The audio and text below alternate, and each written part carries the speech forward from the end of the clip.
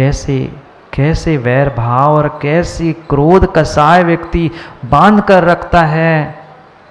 कई भवों तक, कई जन्मों तक वह अनंतानुबंधी रूप कसाय क्रोध चलती है। जब जब मिलता है तब तब वह बदले के भाव आते हैं। वे नरक में जाकर ज्ञानियों फिर वही वही और वही तुम्हें करना है, एक दूसरे को मारना काटना।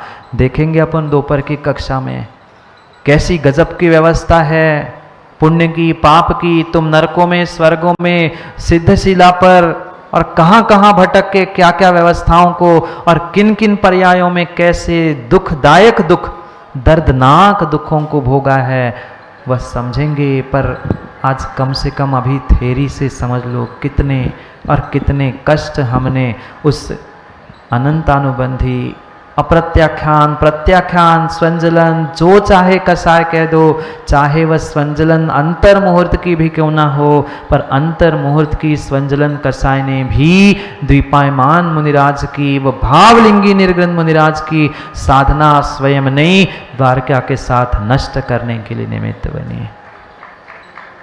तालियां मत बजाओ, अपने आप को उससे बचाने का ज्ञानियों प्रयास करो। वे जब इतने महान साधक थे, फिर उनकी वो स्थिति हुई। आपका तो कोई अता पता ही नहीं है कि कसाय कौन सी चल रही है।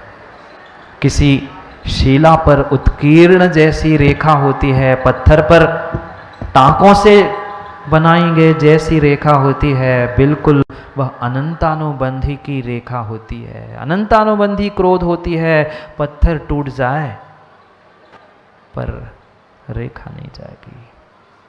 कृष्ण लेशा का प्रतीक समझाते हुए आचार्य भगवान कहते हैं, चंडो न मुंचति वैरम। जो प्रचंड गुस्सा करता है, अच्छा हुआ सो गुस्सा, नहीं हुआ सो क्रोध, मात्र उसके अलावा प्रचंड गुस्से के अलावा कुछ करता ही नहीं है। और कुछ हो जाए मैं देख लूँगा, मैं समझ लूँगा, अभी नहीं तो बाद में तो मिलोगे। ये जो वैर बांधने का प्रयास कर रहा है, वह नियम से कृष्ण लेशा वाला नरक पहुँचने की ही व्यवस्था कर रहा है। आप लोगों में से कौन कौन नरक जाना चाहेगा? बोलो, आप में से कौन कौन नरक जाना चाहेगा? कोई नहीं? फिर कायोत्सर करके उठना, मैं आज से क्रोध नहीं करूंगा। कायोत्सर करके उठना, जिन जिन के साथ वैर भाव है मैं यही छोड़ के जाता हूं। और छोड़ नहीं पा रहे, कायोत्सर नहीं पा रहे हो, तो पक्का है तुम्हारा नरक का दरवाजा खुल के तैयार है। मत बांधो। माँ, ये राग ही, आपका मोह ही, घर परिवार संतान, मैं इनको समझा लूँ, उनको ठीक कर लूँ, उनको व्यवस्थित कर लूँ, ये राग ही कहीं न कहीं तुम्हारे लिए उस द्वेष वैर को जन्म देने का साधन है। ठीक है, व्यवस्था करो, उनके लिए प्रेम दुलार वात्सल्य सब कुछ दो, पर अतिराग मत करो, इतना मोह मत करो कि तुम्हारी भी स्वयं की भी वह व्यवस्था बिगड़ के तुम्हें दुर्गति में जाना पड़े। क्या करे? व्यक्ति यहाँ बैठे तो समझ लेता है, पर क्या एक नहीं कई भवों में जाकर फिर उस वैरी का बदला लेना पड़ता है। एक बहुत सुंदर राज्य था, राजा रानी बहुत सुख से अपना जीवन यापन करते थे। धर्मपरायण था, सब राज्य प्रजा सब कुछ व्यवस्थित चल रहा था। एक दिन राजा को कुछ ऐसा मन हुआ, वो अपने महल के छत पे पहुंचता है, नगर का अद्भुत नज़ारा देख रहा था। कैसे हमारे नगरवासी जीते हैं, क्योंकि राजा का महल तो बहुत ऊंचा होता। छत पे खड़े होकर वह देख रहा था। देखते देखते अचानक उसकी दृष्टि आसमान की तरफ, आकाश की तरफ जाती है, और वह जहाँ खड़ा था वही स्तब्ध हो जाता है और विचार करने लगता है, ये क्या? जो पूरी दुनिया को प्रकाश दे रहा है, सबको उजाला देता है, ये सूर्य और ढका जा रहा है। उस दिन सूर्य ग्रहण था और राहु के माध्यम से उस सूर्य को धीरे धीरे ढकता हुआ वह देखता है और सोचता है कि ये क्या है, ये इतना बड़ा सूर्य जो सबको उजाला देता है, जिसके कारण से दिन होता है, उसे ही ढका जा रहा है। राहु ने सूर्य को ढाक लिया, ठग लिया। मैं अपने आप को बहुत बड़ा धर्मात्मा समझता था, मैं प्रजा का पालन करता हूँ, मैं सबको धर्म में लगाता हूँ, मैं सबकी व्यवस्था करता हूँ, क्या मेरे साथ भी ऐसा होगा?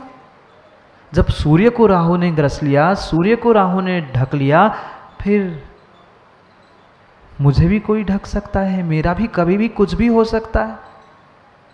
वह एक सूर्य ग्रहण का दृश्य क्या उसने देख लिया।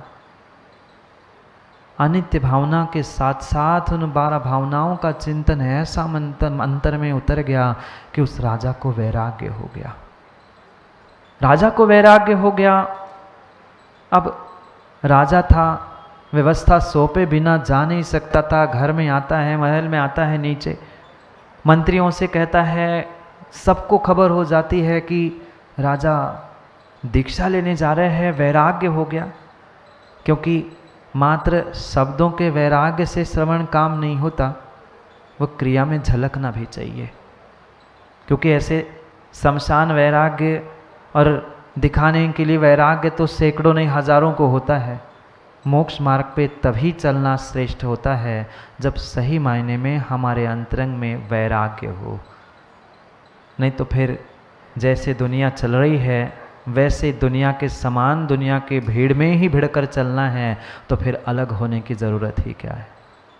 भीड़ में भिड़ने के लिए नहीं, आत्म साधना के लिए वैराग्य का मार्ग होता है।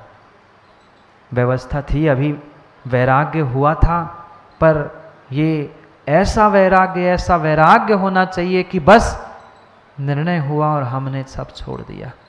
खूब समझाया सबने, पत्नी ने, रानी ने समझाया, मंत्रियों ने समझाया कि क्या कर रहे हो, अभी तो आपकी कोई संतान भी नहीं है जिसे आप राज सौंप के जाओगे। हमारे कुल की परंपरा है कि जब तक अगला वारिस नहीं होता है, घर परिवार राज प्रजा का पालनहारा नहीं होता है, तब तक राजा छोड़ के नहीं जा सकता। तीव्र वैराग्य होने पर भी उस राजा को बेमन से रुकना पड़ा।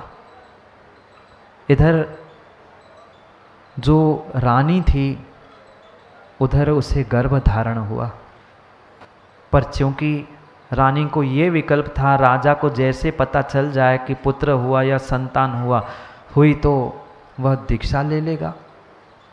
रानी के गर्भ को भी गूढ़ रखा गया, पता ही नहीं चलने दिया राजा को कि वह रानी गर्भवती है। समय बीतता गया, राजा तड़प रहा था कब वो दिन आ जाए, कब संतान जन्म ले और कब मैं ये सब कुछ परिग्रह पोट उतार कर कब मैं निकल के चला जाऊं, विकल्प कर रहा था। और जो तीव्र वैराग्य से भरा होता है, ये आगे पीछे का विचार नहीं करता कि कौन क्या। जैसे ही जन्म के 15 दिन बाद, क्योंकि ये कोई ऐसी छोटी सी घटना नहीं, रानी का महल, वहाँ जन्म देंगे और उस जो जन्म हुआ था उसके बाद जो भी क्रिया होती है, कपड़ों की शुद्धि, और वो देख के उस महल से 2-3 दिन रक्त बहा, वो कपड़े धुलते हुए देखे, लोगों को अंदाज लग गया कि महल में, राजा के घर में कोई ना कोई संतान ने जन्म लिया है। और क्योंकि अपनी बात तो हर कोई छुपाना चाहता है और दूसरे की बात तो हर कोई खोलना चाहता है। पर राजा के घर में जन्म हुआ, जो बताएगा उसे इनाम मिलने वाला था। जैसे ही खबर मिलती है, 2-4 लोग नगर से दौड़कर राजा के पास पहुंचते हैं, राजन बधाई हो, आपने पुत्र रत्न प्राप्त किया है। वे तो लोभ में गए थे, राजा ने तो सब कुछ लुटा दिया और खुश होकर वह राजा दौड़ता है, मंत्री पुरोहित सबको बुलाता है और उस 15 दिन के बालक को टीका करके जंगल में जाकर जैनेश्वरी दीक्षा धारण करता है। इधर वह रानी बौखला जाती है, मेरे होते हुए ये घर छोड़ के कैसे गई, संतान इतनी छोटी है। क्योंकि व्यक्ति अपने हिसाब से दुनिया को चलाना चाहता है, चाहे पति हो, पत्नी हो, माँ हो, बेटा हो, भाई हो, कोई क्यों ना हो। और जब वह अपने हिसाब से नहीं चलता है तो कहीं ना कहीं क्रोध का प्रादुर्भाव होता ही होता है। वो भी ऐसा गुस्सा करने लगी कि देखती हूँ मैं, अब ये बड़ा होने तक तो राज्य आज्ञा मेरी चलेगी। राजमाँ जो बनी थी उसने आज्ञा कर दी कि इस नगर में कोई भी नंगा प्रवेश नहीं करेगा। क्या बोला? कौन था? कोई दूसरा नहीं था, कोई दूसरा नहीं था, स्वयं का लाइफ पार्टनर राजा था, पति था, पर उसके लिए आज्ञा कर दी कोई नंगा यहाँ नगर में आना नहीं चाहिए। मुनिराज तो ठीक, कोई नंगा पुंगा भी नहीं आना चाहिए, क्योंकि जैसे ही जन्म हुआ था उसने किसी भविष्यवेत्ता से पता कर लिया था, अगर बेटा कभी निर्ग्रंथ गुरु का दर्शन कर लेगा तो वो घर में नहीं रहेगा, तुरंत दीक्षा धारण कर लेगा। तो पूरा बंदोबस्त हो गया, नगर में किसी का प्रवेश, किसी मुनिराज का प्रवेश बंद हो गया, सब वर्जित हो गया। दिन बनते बढ़ते गए, वह राजकुमार बड़ा होता गया। एक दिन छत पे वो भी ऐसे ही बैठा था, बैठे बैठे छत की ऊंचाई से देखता है कोई एक नंगा इंसान जा रहा है, खड़ा होता है और देखता है, उसने कभी ये देखा ही नहीं था कि इंसान नंगे भी रहते। खड़ा होकर पूछता है कि माँ, ये अपने नगर में इतनी गरीबी है कि कोई ऐसे नंगा भी घूमता है? अब माँ तो समझ चुकी थी, क्योंकि माँ ने देखा था हाथ में पिच्छी और कमंडल है, पर अगर वो कहती ये मुनिराज है, साधना है, तो वो ये छोड़ के चला जाए। उसने बेटे का हाथ पकड़ा और खींच के ले जाके कह रही, कुछ नहीं, वो भिखारी को क्या देख रहा है, ये ऐसे नंगे तो बहुत सारे भिखारी घूमते रहते, तुम चलो मेरे साथ। पर भिखारी होता है और मुनिराज होते हैं। भले ही वे कपड़े उतार के घूमे, पर शिविरार्थियों, तुम कपड़े पहनकर जितने नहीं चमकते उतने वे कपड़े उतार कर चमकते हैं, क्योंकि उनके अंदर की साधना की, तपस्या की चमक होती है। वो समझ तो रहा था ये कोई नंगा पुंगा भिखारी मतलब है नहीं है, कुछ विशेष आदमी हैं और उनकी विशेष ऊर्जा, ओरा, जो चाहे कह दो, वो पुनः पुनः उसे खींच रहा था। माँ इधर खींच रही थी, वो पुनः उधर जा रहा था।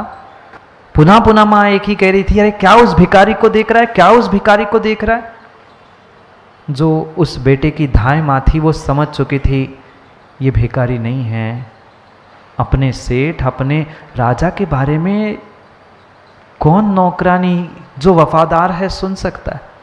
आज कई सारे लोग हैं, देव शास्त्र गुरु के बारे में भी कुछ भी सुन ले, पर वो वफादार थी। आंखों से बोल तो पा नहीं रही थी रानी के सामने, पर आंखों से पानी टपकने लग गया। वो बेटा तो जिद पे अड़ गया कि माँ तुम बताओ, तुम नहीं बता रही हो। धाय माँ से पूछा, तुम बताओ हकीकत क्या है। माँ झूठ बोल रही है, हकीकत बताओ।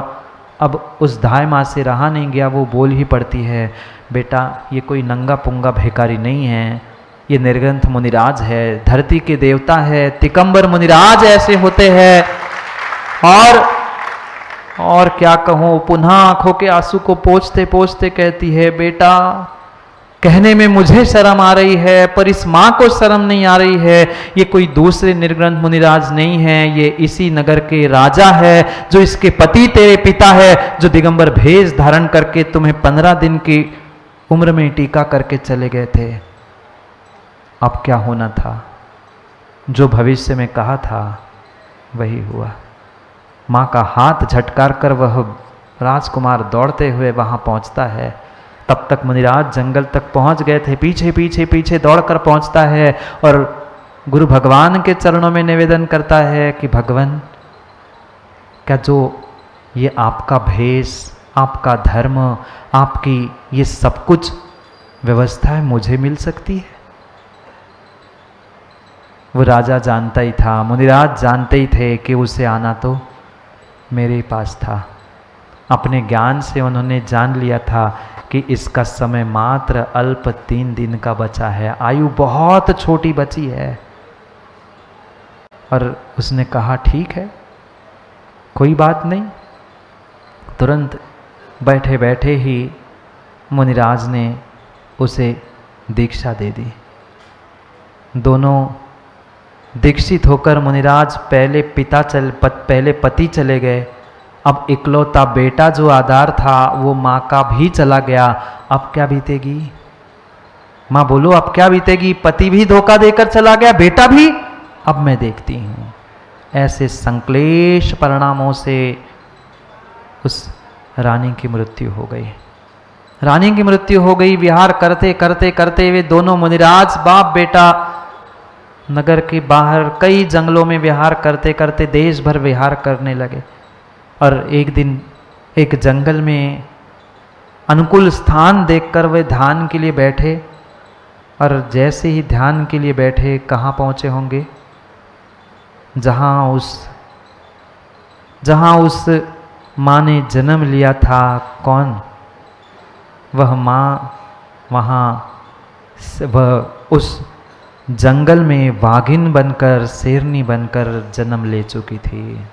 संक्लेश परिणामों के साथ मृत्यु का फल मायाचारी तो जीवन भर की ही होगी, तिर्यंश, और ऐसी हिंस्र तिर्यंश वाघिन बन गई। वे ध्यान में बैठे थे। नियोग ऐसा ही होता है, नियोग ऐसा ही होता है, नियोग ऐसा ही होता है। जैसा उनके साथ घटित हुआ, जैसा आप हम सबके साथ घटित हो रहा है, ऐसा ही नियोग था। वह तो खोज ही रही थी कोई खाने के लिए मिल जाए। और जैसे ही व्यागिन उस मुनिराज पर, नव दीक्षित मुनिराज पर हमला करती है, उसको खाने लगती है। आधे से ज़्यादा खाने के बाद जब दूसरे हाथ का खाने का नंबर आता है, आधा खा लिया। वे तो ध्यान में बैठे हैं। जीवे मरने लहा लाहा विपजोगे बंधर सुखादो समदा सामायिक नाम। ये समता रूपी सामायिक में जो बैठे हैं, वे धरती के देवता। खा रहा था, वह श्यालिनी का जीव खा रहा था, पर फिर भी मुंह से चू नहीं निकली। आपको कोई ने खाया अभी तक? मच्छर भी खाते तो हम फट करके मार देते उसको। श्यालिनी, शेरनी, वो व्याघिन खा रही है। जैसे ही खाते खाते हाथ पर, बचपन में आजकल भी जो टैटू बनाने का बन चुका है, शरीर में जगह ही नहीं मिलती, इतनी टैटू बन जाते हैं आजकल। तो पहले गुम ना जाए इसलिए कई गुदाने का काम करते थे, कुछ चिन्ह, कुछ नाम लिखा था बचपन का। जैसे ही वो उस व्याघिन की दृष्टि उस पर पड़ती है, उसे जाति स्मरण होता है, ओ मैंने किसे खा लिया? अपने बेटे को। धिक्कार है मुझे, धिक्कार है मुझे, जिसको मैंने नाजों से पाला पोसा था, मैंने उसे आज खा डाला। बगल में बैठे हुए वे कीर्तिधर मुनिराज कहते हैं, जीव कितना वैर, कितनी दुश्मनी, कितना क्रोध तेरा। मैं छोड़ के चला गया अपने कल्याण के लिए, तेरा बेटा घर छोड़ के चला गया, तुमने इतने संक्लेश परिणाम किए, तो शेरनी, श्यालिनी, व्याघिन बनी है। अब उसी क्रोध और वैर के कारण से तुमने इसे खा के नष्ट कर दिया। समय पर, समय की बात के लिए पुनः समय पे मिलते, क्योंकि समय पे किया गया काम समय को दिलाता है। बोली भगवान महावीर स्वामी की